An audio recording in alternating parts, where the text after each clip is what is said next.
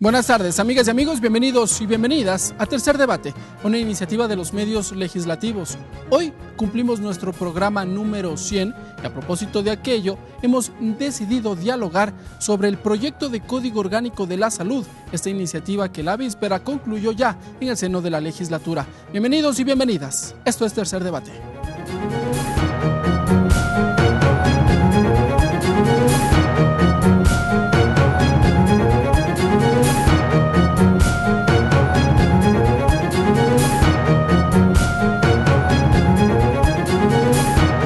Y para conocer detalles respecto de esta iniciativa ya nos acompaña el asambleísta William Garzón.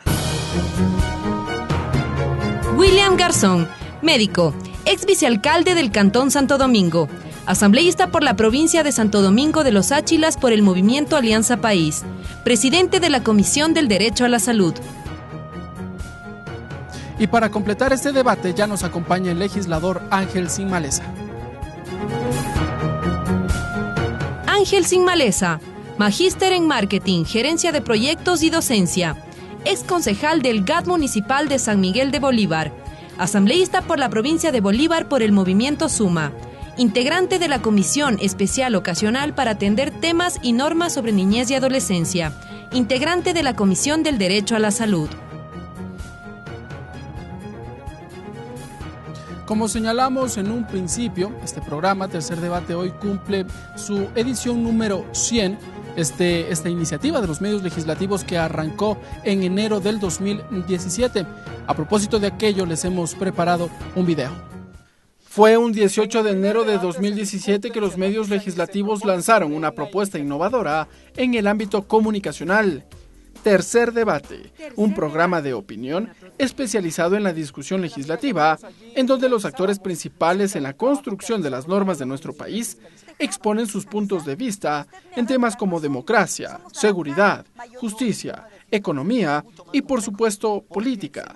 Aquel 18 de enero, Tercer Debate tuvo como protagonistas a los ex asambleístas Marisol Peñafiel y Wilson Chicaiza, quienes revisaron el rol fiscalizador del Parlamento. Desearle y darle la patadita de la buena suerte. A todos mis queridos vecinos del sur de Quito, para mí es un gusto compartir. En 30 meses al aire, Tercer Debate también puso sobre la mesa de discusión la coyuntura política, aristas como la designación de autoridades a través del Consejo de Participación Ciudadana y Control Social. No vamos a estar nunca de acuerdo en que la existencia de la función de transparencia y del Consejo de Participación Ciudadana y Control Social no es un avance importantísimo para el país. ¿No es un avance? Es un avance. En eso no vamos a estar de acuerdo porque ellos consideran que no. Así como economía y los acuerdos del gobierno central. El Ecuador debe convertirse en un país de negocios, no de negociados, en un país de oportunidades, no de oportunistas. Hoy reafirmamos nuestro compromiso por informar a la ciudadanía sobre el quehacer legislativo, junto con los actores que conforman el Parlamento ecuatoriano. Ricardo Bravo, TVL Noticias.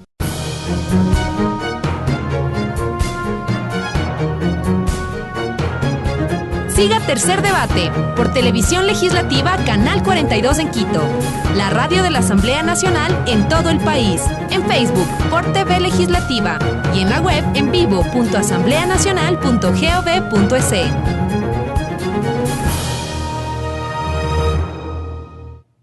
Bien, amigas y amigos, allí observábamos lo que fue el inicio de este programa Tercer Debate, una iniciativa que, como lo hemos señalado semana a semana, lo que busca es confrontar ideas, buscar tal vez conclusiones, soluciones a la problemática que se discute tanto en temas de economía, de justicia, también sobre la política. Vamos a saludar con nuestros invitados. Asambleísta William Garzón, gracias por estar con nosotros en el programa 100 de Tercer Debate. Gracias, estimado Ricardo, un saludo cariñoso a todas las personas que nos están viendo y escuchando en este momento a través de los medios de comunicación de la Asamblea Nacional. Un saludo también especial para mi compañero asambleísta Ángel Sin Maleza, que es parte de la Comisión de Salud. Claro que sí. Legislador Ángel Sin Maleza, bueno, ya lo habían saludado, pero bienvenido una vez más a los medios legislativos. Gracias a usted y a ustedes por escucharnos, por estar pendiente de la parte comunicacional, por querer enterarse de temas de salud y más aún cuando estamos en debate el código más importante en materia de salud. Claro que sí. Previo a entrar a ello, legisladores, quisiera una opinión suya respecto de esta iniciativa Tercer Debate, un programa que a lo largo de estos 2 años ya de vigencia lo que ha buscado es confrontar ideas y en ciertos aspectos también llegar a coincidencias con asambleístas de distintas orientaciones políticas. ¿Cuál es su opinión? Tal vez porque es bueno también retroalimentarnos sobre lo que ustedes piensan respecto de este programa Tercer Debate. Empiezo por usted, asambleísta Garzón. Gracias, estimado Ricardo. Yo creo que, y felicito yo esta iniciativa que tiene la Asamblea Nacional a través de este programa.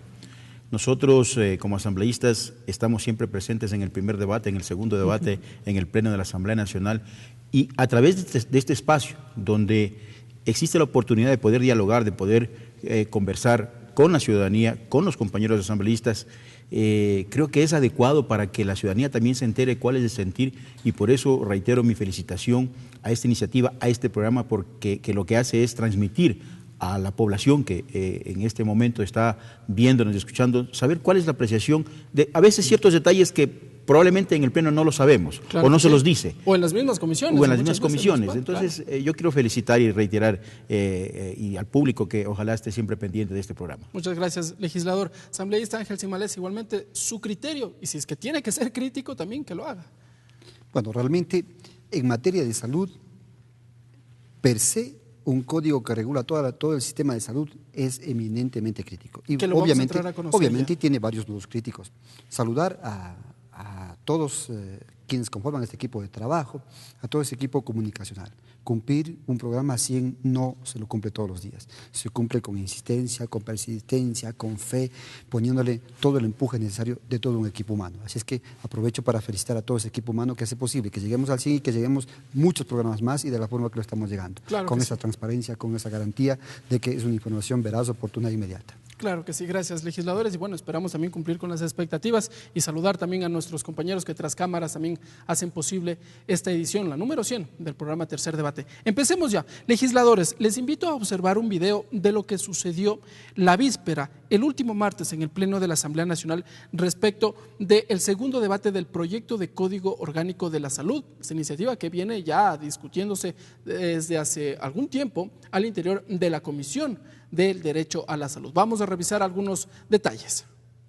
En el tema del aborto, los legisladores aclararon que el proyecto de Código de la Salud busca que se garantice la atención médica en cualquier casa de salud a una mujer que por cualquier situación se encuentre en un aborto en curso. El Código Orgánico de Salud no despenaliza el aborto.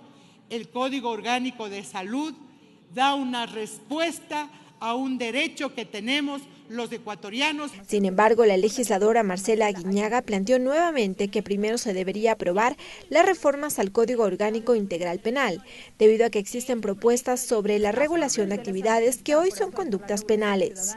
Entonces, que terminemos este debate, hay un texto final de votación que podamos discutir entre las diferentes bancadas y se pase al debate del Código Orgánico Integral Penal. Una vez que se vote y se despenalicen esas conductas, es coherente votar este proyecto. Por otra parte, los asambleístas saludaron que se deje de lado la siembra y el cultivo del cannabis y que más bien se importen los medicamentos que contengan el principio activo para que sean utilizados con fines terapéuticos. No podemos permitir sembríos, comercialización y todo lo que quieren hacer en estos artículos del cannabis. ¿Por qué? Primero, no podemos ni siquiera con la seguridad nuestra en las fronteras. De su parte, la asambleísta Brenda Flor solicitó que se incluya una disposición general para combatir el escenario precario de atención que tienen las Islas Galápagos. El camino que llevan los enfermos hacia los centros de salud se realizan en camillas improvisadas.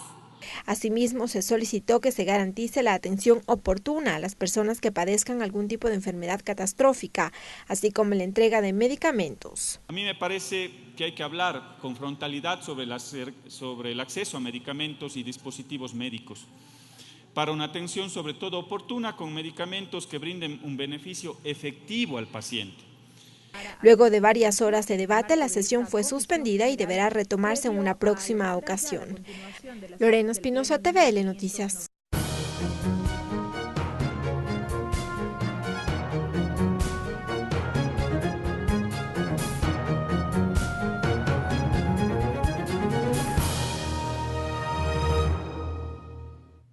Bien, amigas y amigos, vamos directamente. Asambleísta William Garzón, ¿cuáles son los detalles que contienen este informe para segundo debate del proyecto de Código de la Salud? Esta discusión que ya se cerró aquí en el Pleno Legislativo con 53 asambleístas que tomaron la palabra. Yo creo que es muy importante resaltar a la ciudadanía que este proyecto, este Código Orgánico de la Salud, en primera instancia tiene 405 artículos hasta este momento. Es un proyecto que se lo ha venido trabajando desde el año 2012, presentado por primera ocasión. En el 2016, quien les habla presentó un nuevo proyecto de Código Orgánico de la Salud que recoge los aspectos más importantes del primer proyecto y actualiza la normativa. Y yo creo que una de las fortalezas de este código ha sido construirlo con participación ciudadana, el haber tenido la oportunidad de dialogar con miles de ciudadanos, con instituciones públicas, con la parte privada, con los gremios de profesionales, con los líderes barriales, con los pacientes, y hemos pedido recoger el aporte, las observaciones, la preocupación de la ciudadanía. Esa es una fortaleza de este código. ¿Proceso de socialización amplio? Sumamente amplio, lo hemos hecho aquí en la Asamblea Nacional y también lo hemos hecho a nivel nacional, en todo el país, en diferentes ciudades. Hemos podido trasladarnos con la comisión, con los miembros de la comisión, en donde ha habido esa retroalimentación con la ciudadanía. Yo creo que eso es una fortaleza porque si podemos nosotros ver el proyecto inicial que se presentó a lo que tenemos ahora, hay una gran diferencia. ¿Cuáles son estos aspectos que marcan la diferencia? Hay cosas importantes que se incluyen en el Código Orgánico de la Salud, el garantizar la atención oportuna a los grupos de atención prioritaria, el garantizarle medicamentos de calidad, eficaces y eficientes a los pacientes, el darle la fortaleza a la Autoridad Sanitaria Nacional como tal para que pueda regular, controlar y hasta sancionar cuando no se hagan bien las cosas, el recoger aspectos importantes como la carrera sanitaria, que ha sido una histórica aspiración del gremio de los profesionales, el colocar en el Código Orgánico de la Salud la responsabilidad profesional que hoy por hoy solamente está catalogada en el COIP y desde el punto de vista penal, y no hay la oportunidad de que exista una sanción administrativa. Son cosas importantes que ha recogido el Código Orgánico de la Salud. Correcto. Vamos con la visión del asambleísta Ángel Zimaleza. ¿Cuál es, en una visión general, cuál es su visión, tal vez su expectativa que se mantiene sobre esta iniciativa? Tenemos que partir del principio de que la salud no solo es curación de la enfermedad. La salud es prevención de las enfermedades. Y este código, el 65% de este código está enfocado a la prevención. El ciudadano ecuatoriano, el ciudadano en el mundo, sabe que en la prevención está el éxito del manejo de la salud. Uno de los aspectos importantes y trascendentales entonces en este código constituye la materia de prevención en salud. La defensa de los profesionales de la salud, como lo ha dicho mi compañero, y que no solamente tiene que ver con quizás buscar un fácil manejo del profesional, sino darle la garantía al paciente para que pueda reclamar su obligación en cuanto a atención de salud de la institución prestadora. ¿Tiene este derecho el ciudadano a reclamar si es que siente que no ha sido tal vez atendido de una forma oportuna? Tiene este derecho, incluso lo que hacemos es agilizar, porque en el Código Orgánico de la Salud instalamos una instancia administrativa. Esta instancia administrativa determina que los profesionales de la salud puedan ser sancionados administrativamente por ciertas causas y sin descartar la parte de judicialización cuando incurra y cuando esté determinado en la ley. ¿Cómo se marca la diferencia con el Código Orgánico Integral Penal en donde se sanciona el deber objetivo de cuidado cuando no se ha procedido de esta forma? El Código Integral Penal establece 3 causales que tienen que ser concurrentes. Lo que ha pasado y está pasando en la justicia es que por 1 o por 2 causales les están incursionando en un proceso y luego un proceso penal. La inmensa mayoría de profesionales que han sido citados, encausados en un proceso penal, no han concurrido en una sanción, pero sin embargo, el hecho de habérselo llamado ya para un profesional de salud constituye en acabarle en su profesión, en su ética profesional. ¿De qué forma el Estado va a reinsertar aquello? Claro. Nosotros creemos que en el Código Orgánico de la Salud el tema de establecer una instancia administrativa para su juzgamiento, acción y sanción, pues soluciona gran parte de este problema. ¿Instancia administrativa que estará configurada de qué forma? Esta instancia administrativa está conformada por un grupo de expertos en determinada materia. Recuerde que cuando hablamos en temas de salud, hablamos de un aspecto especial. Si tenemos un problema de una mala práctica profesional en una especialidad determinada, qué sé yo, traumatología, serán expertos en traumatología quienes en esta instancia hagan una investigación sobre un determinado proceso. No lo va a poder hacer un ginecólogo, no lo va a poder hacer un pediatra. Entonces, en ese sentido, esta instancia administrativa y que obviamente la Autoridad Sanitaria Nacional es quien debe intervenir en este aspecto, haga la investigación respectiva y genere un informe para saber si es que esta mala práctica profesional queda en instancia administrativa o tiene que cursar a la parte penal. Esta mala práctica médica, recordando lo que sucedió años atrás, la Federación Médica Ecuatoriana había manifestado su inconformidad, porque ellos señalaban que no había médicos especialistas o peritos especialistas en determinadas materias, quienes serían los encargados de observar, de calificar o hasta de elaborar los informes, lo que finalmente derivaría en que sean personas ajenas a los temas de salud quienes terminen calificando, observando esta materia que es estrictamente de los galenos. Y es justamente lo que está pasando ahora, porque ahora el juez es el que hace la investigación, no hay peritos especializados, no hay gente especializada en determinadas áreas y no hay un resultado objetivo de una mala práctica profesional o de un problema de esa naturaleza. La idea a través del código es que existan este personal especializado para hacer la respectiva investigación. Y lo otro que estamos haciendo es determinar la responsabilidad en quien debe recaer. ¿En quién? Hoy, ¿qué es lo que sucede ahora? Cuando hay una mala práctica profesional en una casa de salud X, pero cuando esa mala práctica profesional se produjo porque se dañó un equipo, porque faltó un insumo, hoy la responsabilidad es del médico, no es de la casa de salud. Y estamos estableciendo esa marcada diferencia, que cuando la responsabilidad recaiga en una mala práctica del profesional, recaiga en él. O cuando sea de tipo administrativo, por problemas de la casa de salud, sea ella. ¿Cómo determinamos cuando existe, legislador Ángel Simalesa, cuándo determinamos que en efecto existe una mala práctica médica, que hubo esta intención o tal vez desconocimiento en la materia por parte del galeno? Bueno, son diversas las circunstancias, pero la principal es el deber objetivo de cuidado.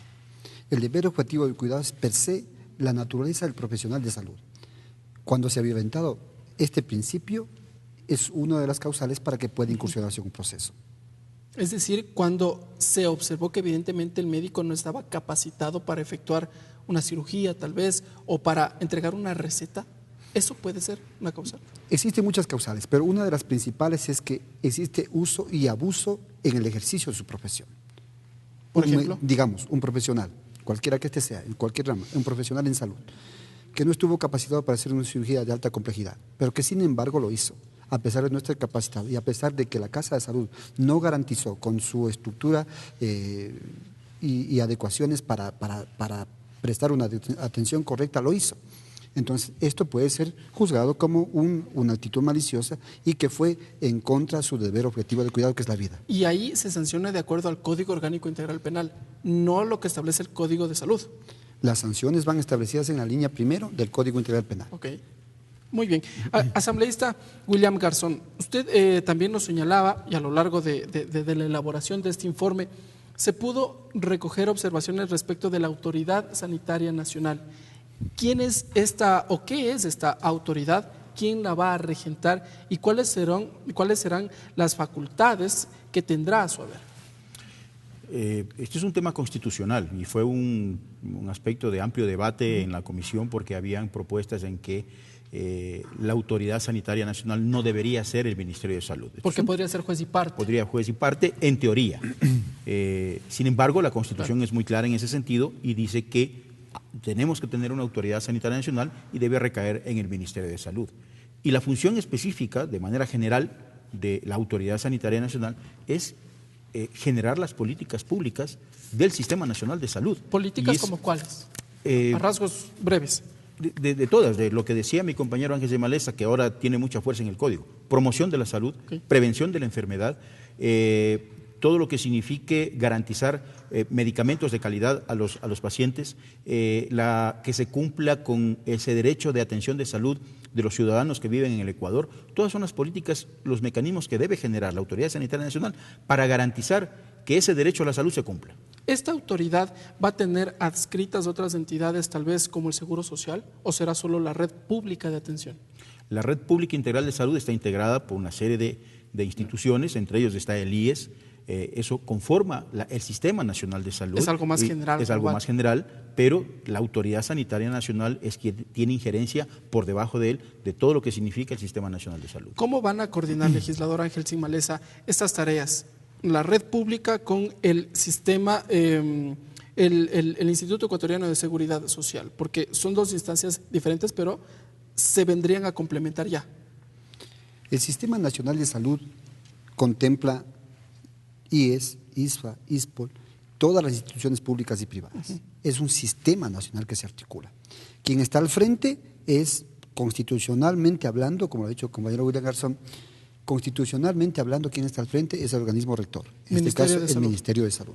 Pero el Ministerio de Salud tiene una estructura que lo estamos estableciendo dentro del Código. Esta estructura permite que tengan cierto nivel de independencia en cada una de sus funciones. ¿Independencias cuáles? Independencia administrativa, financiera, independencia como el caso de la Agencia de Regulación y Control Sanitaria. ¿Se mantiene la independencia, por ejemplo, del IES frente al Ministerio, a la red pública?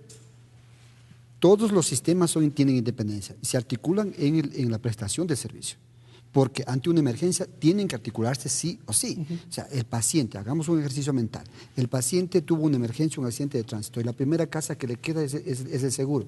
Tiene que ser recibido por emergencia y en el momento indicado tiene que ser transferido, o acordado con la casa de salud o la institución prestadora de servicio para que lleguen a un acuerdo en cuanto al pago de la remuneración por costos. A pesar costos. de que no sea afiliado al Seguro Social en este ejemplo. La garantía es atenderlo y salvarlo la vida. El momento secundario será las compensaciones o pagos económicos. Eso lo dice el sistema. Y de esta forma se tiene que mantener y así lo estamos nosotros garantizando en el Código Orgánico de Salud. Avancemos brevemente. Se habla, durante la discusión de esta iniciativa se habló sobre la actualización del cuadro básico de medicamentos. La normativa actual me parece que señala que es cada 2 años, me corrige si no estoy mal, cada que cierto tiempo se va a realizar ahora de acuerdo al código. La propuesta del Código Orgánico de la Salud es que este cuadro básico debe revisarse cada 2 años. Es importante que sobre todo se cumpla con esta disposición que se está colocando en el Código Orgánico de la Salud para garantizar justamente a la ciudadanía que existan los medicamentos esenciales necesarios que cubren más del 90% de las patologías que existen en el Ecuador y que no suceda lo que está sucediendo hoy, que hemos tenido dificultades en la actualización de este cuadro básico y pueda cumplirse con lo que dice la normativa. Que se entreguen de forma oportuna, porque finalmente el tema de fondo es ese, que la ciudadanía que va a un hospital y que le entregan una receta pueda obtener en la farmacia de los hospitales su receta. ¿Eso también se garantiza de que existan los medicamentos allí? Por supuesto. Ahí hay una cantidad de cosas que tenemos que analizar. Primero, el cumplimiento de las autoridades de revisar y de promulgar este listado de medicamentos en el cuadro básico. Segundo, la capacidad que deben tener las autoridades de los hospitales, de las casas de salud, de gestionar la existencia de los medicamentos en cada uno de esos hospitales. Porque a veces lo que sucede es que existe el medicamento, pero no han tenido la capacidad de gestionar para que estén en los hospitales, y ahí es cuando se genera el problema. O los tienen embodegados. O los tienen embodegados, que es lo que sucede, en donde sea. Pero el problema es que no hay acceso a la ciudadanía para que esos medicamentos puedan tener ellos en el momento que los necesiten. En el caso de que se incumplan estas disposiciones, ¿existen sanciones? Hay sanciones en el Código Orgánico de la Salud cuando se incumpla cualquiera de los del articulado que está en el Código Orgánico de la Salud, tanto para las autoridades o de cualquier jerarquía. En ese sentido, más allá de que tengamos al Ministerio de Salud como Autoridad Sanitaria Nacional, sin embargo, hay instancias, ya lo decía Ángel, que para que no se vea que la Autoridad Sanitaria Nacional actúa como juez y parte, hay instancias que tienen independencia que son los que van a controlar este tipo de aspectos. Uno de ellos, la Agencia de Regulación. El ARSA. El ARSA, por ejemplo. ACES, ¿qué otra entidad? ACES también es parte de las instancias que son controladoras y reguladoras. Correcto. ¿Cuáles son los beneficios a los que va a acceder la ciudadanía, legislador Sin Maleza, al momento de actualizarse este cuadro básico de medicamentos? La actualización del cuadro básico debe hacerse cada 2 años. Aquí a la ministra lo hemos tenido, a quienes están al frente lo hemos tenido en la comisión. y se ha reclamado por qué esa falta de autorización. Son 5 años de retraso, son 3 años de retraso, 5 años que no se ha autorizado el cuadro básico de medicamentos, a pesar de que la OPS ya ha determinado a nivel global cuáles son los medicamentos que debían incluirse en el cuadro básico de medicamentos. Sin embargo, hemos tenido, bueno, son una serie de medicamentos, sin embargo, hemos tenido un compromiso de que se nos iba a entregar hasta el mes de julio y aún no ha existido. Este tema es vital y trascendental e importante porque existen muchos medicamentos para cierto tipo de enfermedades que no están en el cuadro básico y que el paciente tiene que judicializarlo al Estado para poder conseguir el medicamento. Este proceso de judicialización es demorado y muchas de las veces termina el paciente con su vida, y ha terminado su vida porque son enfermedades catastróficas y terminales en su gran mayoría. El cáncer, por ejemplo. El beneficio de poder acceder a este cuadro básico y tener los medicamentos que al momento no tiene, es una de las innovaciones del Código Orgánico de Salud. Correcto. Legisladores, nos vamos a una pausa. Cuando regresemos tenemos algunas aristas más que conversar y sobre todo las denominadas líneas rojas que también se debatieron aquí en el Pleno de la Asamblea Nacional. Sigan con nosotros, amigas y amigos. Esto es Tercer Debate.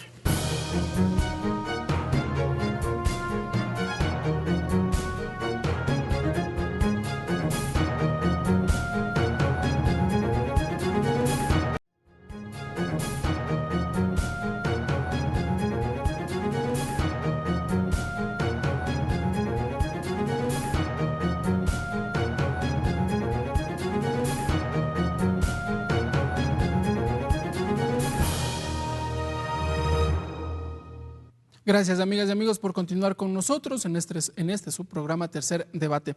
Asambleísta William Garzón, el SOLCA y el denominado Acuerdo contra el Cáncer entregaron a la Comisión del Derecho a la Salud una iniciativa que busca luchar contra este mal, contra el cáncer. Se incorporó en su integridad al Código Orgánico de la Salud ciertos capítulos. ¿Qué fue lo que sucedió? Acuerdo contra el Cáncer presenta un proyecto de iniciativa ciudadana con el respaldo de más de 120,000 firmas. Y SOLCA, por su lado, también presenta observaciones al Código Orgánico de la Salud, ambas antagónicas. ¿Totalmente antagónicas? Porque no totalmente, pero sí con propuestas que sobre todo preocupaban mucho a SOLCA. ¿Cuáles? En la propuesta de Acuerdo contra el Cáncer, lo que de alguna manera solicitaban es que exista una institucionalidad en el Ecuador, aparte del Ministerio de Salud, que maneje todo lo que es el cáncer en el Ecuador.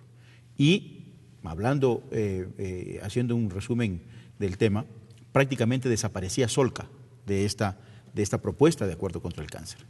Eso preocupó mucho a SOLCA. Nosotros, como Comisión de Salud, lo primero que hicimos fue conversar con cada uno de ellos e invitar tanto a Acuerdo contra el Cáncer como a SOLCA para que estén permanentemente en el análisis y en el debate del Código Orgánico de la Salud, sobre todo cuando hablábamos de estas dos propuestas. ¿Estas observaciones fueron incorporadas? Varias de las observaciones de Acuerdo contra el Cáncer, no todas, obviamente, han sido incorporadas. Por ejemplo, ellos solicitaban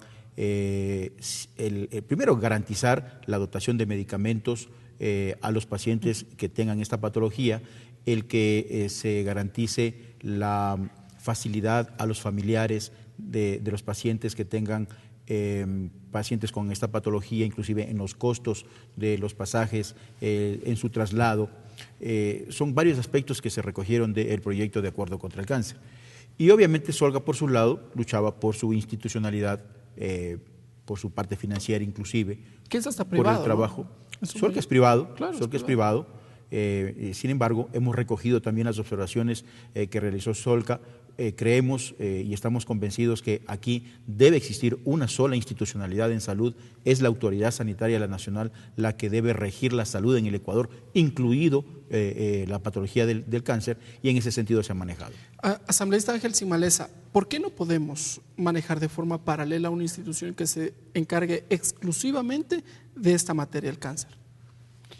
Porque el sistema de salud es uno solo. Está bien cierto, y todos los asambleístas respaldamos la gestión y el accionar de SOLCA. Nadie creo que le quede un milímetro de duda en el trabajo que ha hecho. Pero el Ministerio de Salud como organismo rector, la innovación que lo estamos haciendo precisamente por aquello. Existen 43 leyes y más dispersas que están regulando el actual sistema de salud. que en el momento que la institución, que en el momento que quien está al frente, las autoridades que están al frente quieren establecer una sanción, no la pueden, porque son leyes dispersas que se contraponen. Pensar que ahora vamos a tener que hacer una ley para el cáncer, una ley para la tuberculosis, una ley para la diabetes, sería regresar a un nuevo sistema. Entonces no tendría sentido articular, regresar a lo mismo. Claro. Entonces, nosotros ahora, yo sí quiero complementar con lo que ha dicho mi compañero William Garzón. A Solca lo garantizamos y respetamos todo lo establecido en su ley. Y textualmente, como dice la ley, garantizamos que esta ley no va a ser anulada y más bien conservada en su totalidad, ni derogada. Lo conservamos y lo establecemos en una disposición general porque es un texto de una ley que está vigente. Lo establecimos en la transitoria 22ª, lo establecimos y está allí como garantía para Solca y sobre todo para el pueblo ecuatoriano que confía en esta institución para el tema de tratamiento y manejo de cáncer. ¿Se les entregará medicamentos, una atención oportuna a quienes tienen este problema? Sobre todo, garantizar la atención oportuna, inmediata, de calidad. Punto 1. Pero también que el Estado asuma su responsabilidad con la corresponsabilidad con el pago, porque el Estado, claro, las instituciones del Estado que derivan los pacientes de Solca lo están debiendo a Solca, y en ese sentido los directivos de Solca han manifestado su preocupación, que la compartimos nosotros y que el Estado tiene que ser corresponsable con el pago para que puedan seguir atendiéndose más y mejor los pacientes. ¿El financiamiento para Solca de dónde provendrá? En eso nosotros no hemos tocado absolutamente nada. Nosotros respetamos la parte financiera de Solca que el Estado le entrega. Esa era una preocupación de Solca, que nosotros a través del código querramos de alguna manera generar dificultad para que el Estado le pueda entregar el recurso económico a Solca. En ese sentido, nunca y jamás ha sido la intención de la Comisión de Salud el interferir en la parte financiera de Solca. Entonces, en ese aspecto hemos dialogado con los directivos de Solca, hemos llegado a consensos importantes y eso se maneja de la misma forma como se ha venido manejando. Correcto. Legisladores, vamos ahora a observar un video en donde revisaremos las comisiones generales que se dieron en el Pleno de la Asamblea Nacional. Y allí se toparon aristas denominadas líneas rojas en temas como la despenalización, bueno, no despenalización del aborto, sino más bien la atención de una emergencia obstétrica, que es el término que se lo viene manejando, y también del uso del cannabis con fines medicinales. Lo revisamos ahora. Representantes de diversos ámbitos de la salud expusieron sus criterios y peticiones ante el Pleno de la Asamblea en medio de la continuación del segundo debate del Código de la Salud. Los representantes de los profesionales de la salud pidieron que se enfatice en la descripción de la carrera sanitaria. Pero carrera sanitaria está como un artículo pequeño, pero para nosotros carrera sanitaria es amplio. ¿Qué queremos decir? Que nos reconozcan también como profesionales que somos. ¿Por qué? Porque necesitamos también ascensos. También estuvo presente Dora García, coordinadora de las Organizaciones Unidas de Enfermedades Catastróficas. Allí solicitó que se actualice el listado de enfermedades catastróficas y el cuadro de medicamentos. Somos más de 1 millón de ecuatorianos que padecemos estas enfermedades, las mismas que afectan a niños, jóvenes, adultos. Hubo críticas a la legalización de la marihuana con fines terapéuticos, pues advirtieron los efectos secundarios de su consumo. Así como contiene compuestos que tienen analgesia, dan creatividad y te hacen relajar, también tiene un componente que es el 9-delta-tetrahidrocannabinol, que pone a nuestros jóvenes en riesgo de sufrir psicosis canábica, paranoia, crisis de ansiedad y adicción. De su parte, Thomas Jacobson, de la campaña Global por la Vida, hizo un recuento de la normativa internacional del derecho a la vida y advirtió los escenarios que sucederían si la Asamblea retira las prohibiciones del aborto. Los abortos en el Ecuador aumentarán rápidamente y alcanzarán un punto máximo entre 5 y 12 años y nunca volverán a ser inusuales. Hubo críticas también por parte de la Asociación de Empresas de Medicina Prepagada, quienes cuestionaron la ley de medicina prepagada aprobada en el 2016. Lorena Espinosa, TVL Noticias.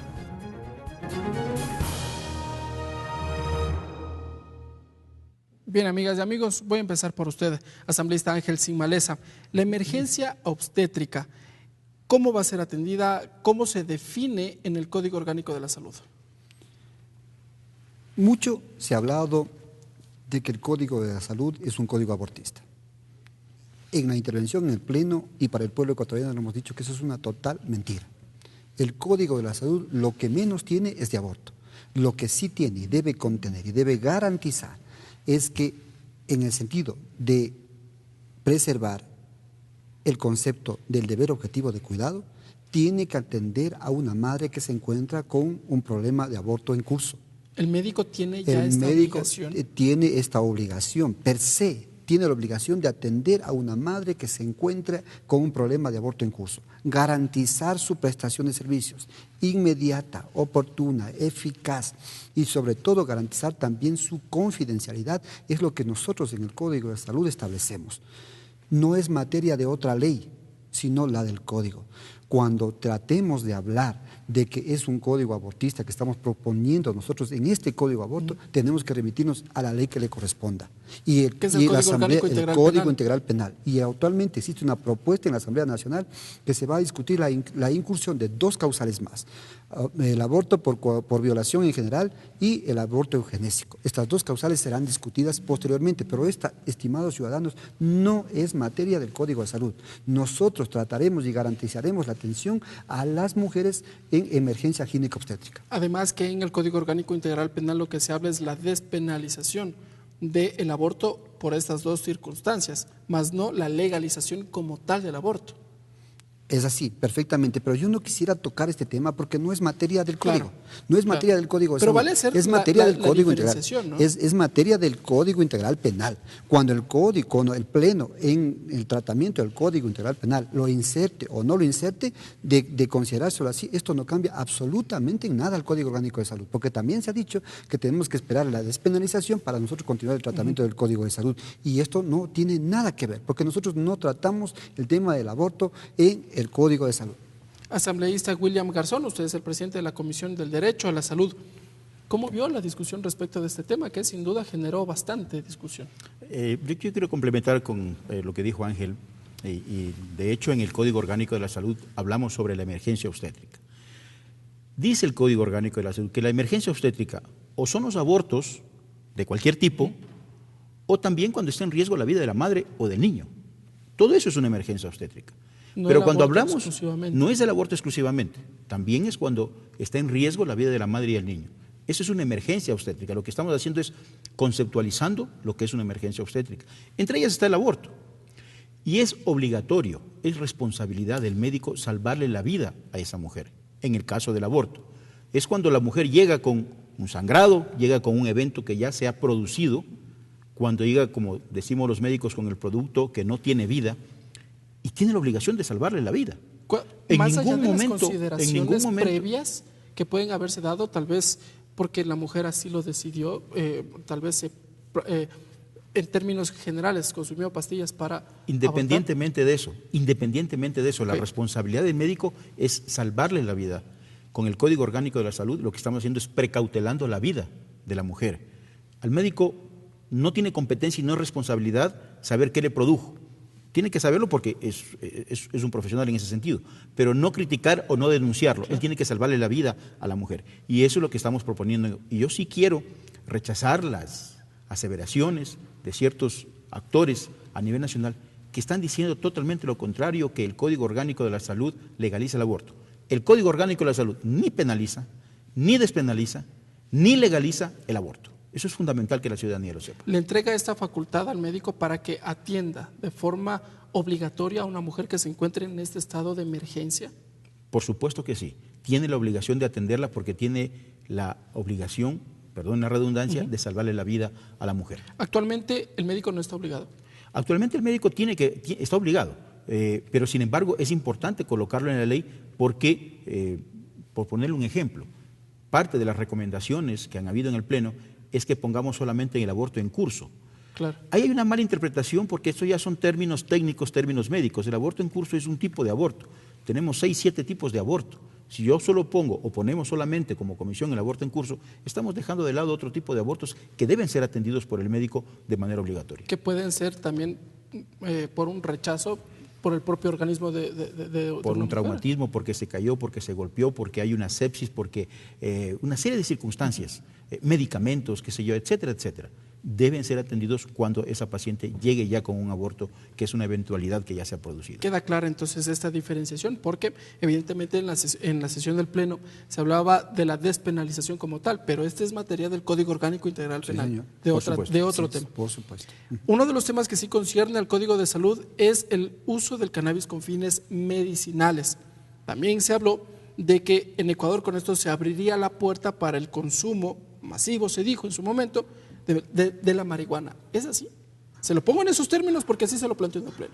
Sí, realmente en el Pleno quienes estuvieron al frente hasta dieron a entender que se iban a fumar la marihuana y que nosotros estamos autorizando aquello para que se fumen. Estimados amigos, ciudadanos, nosotros en el Código Orgánico de Salud tratamos al extracto del cannabidiol, del cannabis, como sustancia para utilización exclusivamente terapéutica. Es la variedad para uso exclusivamente terapéutico. Esto está garantizado y está establecido e investigado por la OPS, por la OMS. Existen medicamentos que tienen la base del cannabidiol ya en su contenido a nivel mundial. Nosotros hemos considerado que este tema se debe regular. ¿Por qué? Porque el 85% de pacientes con cáncer terminal que tienen problemas del manejo del dolor actualmente están consumiendo el aceite de cannabidiol.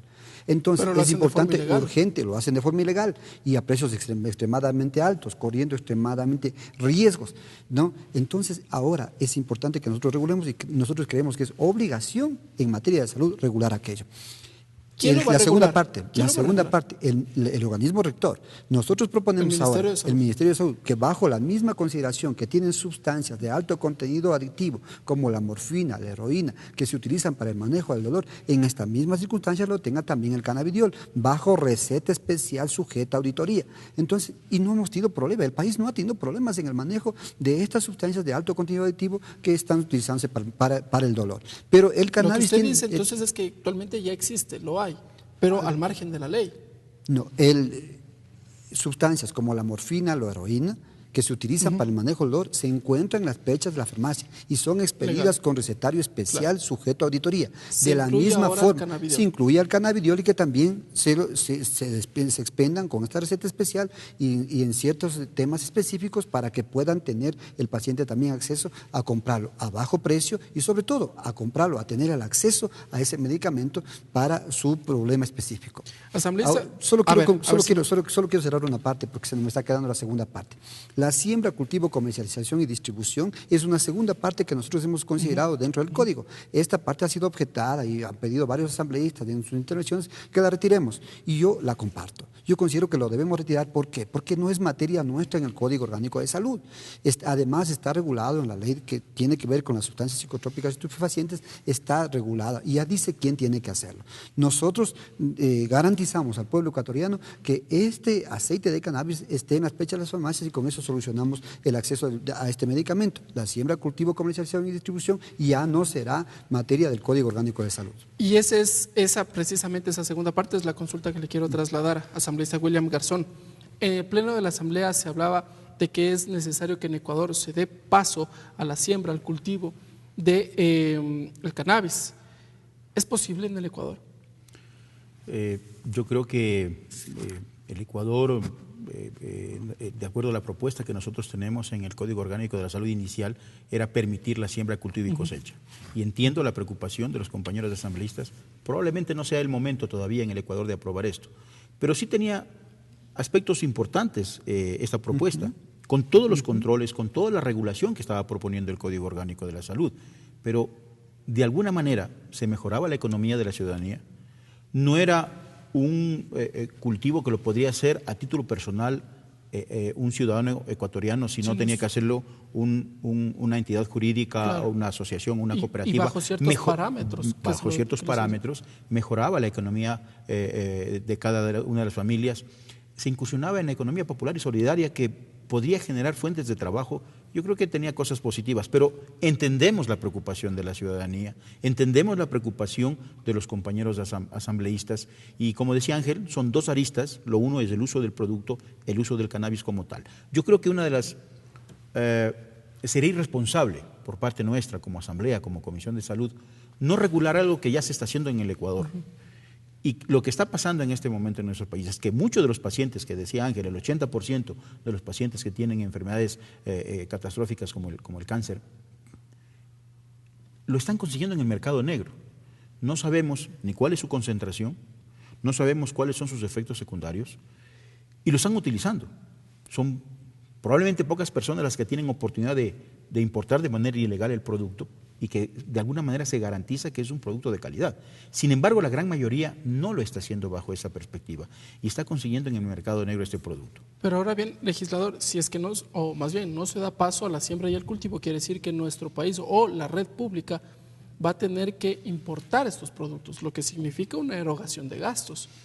Dentro de la propuesta, en este momento, hasta este momento, será autorizar el uso del producto como tal. Obviamente tendrá que ser importado. Yo empecé mi intervención diciendo que, hablando del cannabis, que probablemente en el Ecuador no es el momento todavía de aprobar por las preocupaciones que hay la siembra, cultivo y cosecha. Sin embargo, yo creo que es un paso importante el que estamos dando, el que se legalice la utilización del cannabis desde el punto de vista terapéutico. Y otra cosa que hay que recalcar, jamás el Código Orgánico de la Salud ha pretendido legalizar el uso recreativo del cannabis, que es lo que se ha dicho aquí por varios compañeros asambleístas. O están malinterpretando o hay mala intención en la información, pero el Código Orgánico de la Salud, ninguno de nosotros, los compañeros asambleístas que somos parte de la Comisión de Salud, hemos pretendido legalizar el uso recreativo del cannabis en nuestro país. ¿Y por qué no dar paso a aquello? En otros países lo tienen, Holanda, Uruguay. A ver, yo creo que esto es un tema que no se cierra hoy día, no se cierra con la aprobación del código, es un tema que hay que seguirlo debatiendo, que hay que seguirlo analizando de una manera más profunda. Nosotros hicimos ya una propuesta que no ha sido aceptada, sin embargo, reitero que es un avance importante el que hemos dado. Probablemente en un futuro, en unos años, el Ecuador cambie de parecer, los asambleístas cambien de parecer y puedan autorizar la siembra, cultivo y cosecha. ¿Se debe al momento político que vive el país? Yo no creo que se deba al momento político. Allí mucho tiene que ver, yo creo que el Ecuador todavía es un país muy conservador en una serie de aspectos y en ese sentido no tenemos, más allá de que en el mundo entero se lo está utilizando, en muchísimos países vecinos inclusive de Latinoamérica ya lo están haciendo. Sin embargo, el Ecuador todavía mantiene sus reservas en una serie de aspectos y yo creo que tenemos que ir caminando a la par. Daría la impresión de que finalmente, si es que se da paso en líneas generales a la legalización de la marihuana, se cubriría otro mal, que es el microtráfico que existe en este país. Entonces, habría también que empezarlo a discutir por ese sector. Yo creo que esto no es un tema ni materia de salud, ya más bien es tema de una materia específica y debería discutirse en la materia específica para su regulación y control. ¿Código penal? Código penal, debería revisarse la ley que contiene el tema de estupefacientes y sustancias psicotrópicas, la ley de prevención de drogas, debería revisarse la tabla de consumo, pero yo lo que no quiero y lo que menos quisiera es que la gente se confunda, porque nosotros no estamos ni legalizando, no estamos ni autorizando el cannabis para uso con fines recreativos. Se trata única y exclusivamente del cannabis con uso para fines y uso terapéutico. Legisladores, uno de los siguientes temas que se incluyó es el denominado parto humanizado. Uno de los temas innovadores que tiene el Código de Salud es en atención y en la dirección de respeto a la atención a la mujer. El tema del parto humanizado existía, hoy lo hemos regulado, lo hemos normado, un poco más, con mejores espacios, con mejor atención, con mejor dedicación, respetando los componentes de identidad cultural, que ha dado muchos resultados. Yo tengo que decir particularmente en la parte norte de la provincia de Bolívar, el parto humanizado tiene un trato diferente, un manejo diferente, en coordinación estricta con el Ministerio de Salud Pública principalmente, y ha dado muy buenos resultados. El tema del parto humanizado es un tema que debería considerarse como un componente cultural en diferentes espacios, en diferentes sectores que así lo requieran. Pero sí se lo incluye dentro de esta iniciativa, porque también se hablaba de una ley aparte. Entiendo que hubo esta discusión para finalmente incluir ciertos artículos. Sí, bueno, como esta propuesta de ley de parto humanizado, existieron muchas propuestas que nosotros hemos procedido a unificar, que en diálogo con los proponentes los hemos indicado. Señores, su propuesta está incluida, parto humanizado va a ir en tal capítulo, en tal artículo, así como lo han dicho, por ejemplo, el tema de la radiación solar, que se lo incluya, lo hemos incluido. casi todas las observaciones, per se textualmente como se han manifestado, no están, pero el espíritu de su expresión está constando en el Código Orgánico de Salud. Es por esto que la inmensa mayoría de asambleístas están de acuerdo con el Código Orgánico de Salud. Y hay que indicar que lo que le está haciendo un daño hasta el momento es el tema de la mala difusión, como que el código está en la línea del aborto y solamente en la línea del cannabis. Es que lastimosamente la discusión se ha centrado sobre esos dos aspectos cuando observamos que hay algunas aristas. Y por eso yo decía al principio que el Código Orgánico de la Salud tiene 405 artículos. Claro. Y estamos hablando de 5 artículos que son los que están generando ruido. Y nadie habla de los 400 artículos que son de beneficio para la colectividad y para la ciudadanía. Yo creo que eso es muy importante resaltarlo. Efectivamente, el tema del parto humanizado fue una ley propuesta en su momento por una compañera asambleísta que llegó a la Comisión de Salud, y lo que hicimos fue recoger las cosas más importantes de esta propuesta, donde habla sobre la información adecuada que debe tener la paciente durante el transcurso de su embarazo, la atención humanizada que debe haber en el momento del parto, el respetar, como decía Ángel, la cultura de esa paciente, no obligarle a que deba dar a luz en una posición que al médico le gusta, sino respetar la idiosincrasia y la parte cultural de la ciudadanía. El permitir que ese recién nacido pueda tenerlo su madre en el momento del nacimiento para que pueda sentir ese afecto, que a veces mucha gente no lo entiende, pero son cosas que a la larga se van a traducir en ese sentimiento de amor, de cariño que existe entre la madre y el hijo. En los cuidados posparto que deben haber, es decir, contempla una serie de aspectos que han sido recogidos en el Código de la Salud. Y sobre todo que se entregue información a la mujer que se encuentra en estado de gestación, obviamente, ¿no? Por supuesto. Para que tenga estas opciones de escoger cómo desea finalmente traer su hijo al mundo. Hemos respetado esa propuesta, sobre todo que la mujer y la pareja, la familia, el esposo, o en el caso de la mujer, tenga la información necesaria, que el médico tenga la obligación de ponerle en la mesa cuáles son las alternativas para que pueda dar a luz la mujer y ella pueda decidir, siempre y cuando no ponga en riesgo ni la vida de ella ni la vida del niño. Otro de los temas, legislador, regulación a las farmacéuticas. ¿Se establece algún capítulo para aquellos?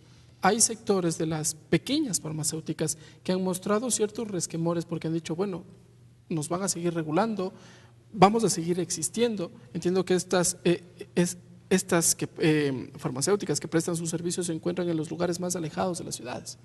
Indiscutiblemente que también entramos en el control y la regulación de las farmacias no puede, y eso debe hacerlo la Autoridad Sanitaria Nacional, no puede ser un tema que se lo deje a libre albedrío y debe haber una regulación. Lo importante es que esa regulación se la haga de manera sensata.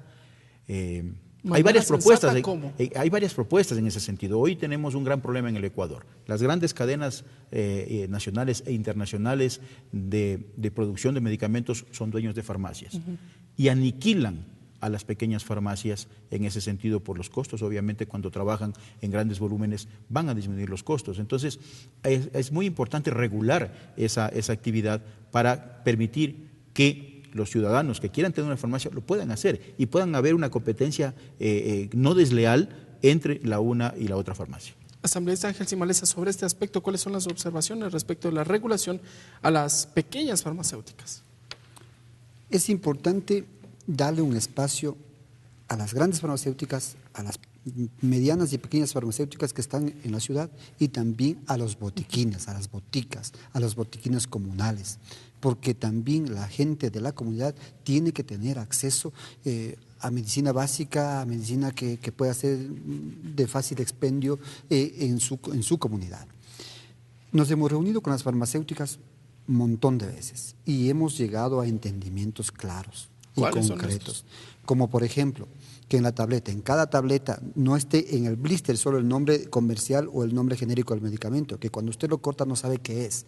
Entonces, les hemos indicado que tienen que cambiar su fórmula. Obviamente tendrá un recargo en la reorganización en cuanto a la impresión, para que cuando usted, usuario, corte la tabletita, sepa cómo se llama y sepa qué contenido tiene. Por ejemplo, pequeño detalle que muchas veces que muchas veces se nos pasa por alto. Como por ejemplo, también ha sido motivo de discusión y es un problema actualmente de salud pública el tema del no cumplimiento de un esquema, especialmente en antibióticos. Entonces, aquí sí ha habido una discusión amplia porque la dosis se expenderá completa, se debe expender completa la dosis. Se nos ha dicho, no tenemos dinero para comprar la dosis completa. Bueno, habrá algún acuerdo, habrá algún entendimiento y nosotros estamos considerando estos aspectos trascendentales importantes para que se pueda vender la dosis completa y de alguna forma nosotros liberar ese problema de resistencia a medicamentos, de reinfecciones y más, porque el medicamento la enfermedad ha sido ya resistente a este tipo de medicamentos que pueden ser los más económicos en su momento. Legisladores, el tiempo se nos acabó y hay algunos temas finalmente que deberíamos tratarlo seguramente en un próximo programa. Asambleísta Ángel Simalesa, usted hablaba sobre la prevención. En 30 segundos, el código, ¿cómo busca prevenir antes que curar? La investigación en salud tiene que ser el factor fundamental. Y yo he propuesto, y tengo que agradecer a los compañeros por haber aceptado la propuesta de genómica y genética, un tema de avanzada, para dar un espacio a la investigación genética en materia de la salud. La prevención, la educación en salud es trascendental e importante. Nosotros establecemos, lo he dicho, el 65% del Código Orgánico de Salud establece medidas y acciones que garanticen que la prevención en salud en las próximas y futuras generaciones esté presente. Muy bien. Asambleísta William Garzón, ¿cómo prevenimos para evitar problemas? Obesidad, problemas del corazón, tal vez, que muchas de las veces vemos en menores de edad, ¿no? Allí tiene mucho que ver la promoción de la salud que se está impulsando a través del código. Y en el tema preventivo no solamente debe intervenir la Autoridad Sanitaria Nacional, todas las instancias públicas que son parte de la vida diaria tienen que intervenir con políticas públicas que hablen sobre prevención. La Secretaría del Deporte, el Ministerio del Ambiente, el MIES, todas deben dictar políticas públicas que vayan dirigidas a la prevención, justamente para evitar que un paciente llegue a la obesidad. Claro. El que le enseñemos a ese paciente cómo tiene que comer, que tiene que hacer ejercicio, son cosas que van a evitar que en ese paciente en un futuro o sea hipertenso o sea obeso. Y le va a salir más barato al Estado el generar estas políticas públicas que más tarde tenerle el medicamento para la presión, para la obesidad y etcétera, etcétera. Entonces yo creo que esto es una responsabilidad absolutamente de una serie de instancias públicas, privadas inclusive, que sean parte de estas políticas para evitar llegar a patologías que después indiscutiblemente terminan en cosas nefastas para la ciudadanía. Correcto. Gracias, asambleísta William Garzón. Gracias, asambleísta Ángel Simalesa. Gracias, amigas y amigos. Hemos tratado de llevar adelante, de desmenuzar este proyecto de Código de la Salud. Entiendo que todavía está prevista ya la votación definitiva, pero eso será materia de otra discusión. Gracias, amigas y amigos. Esto ha sido Tercer Debate.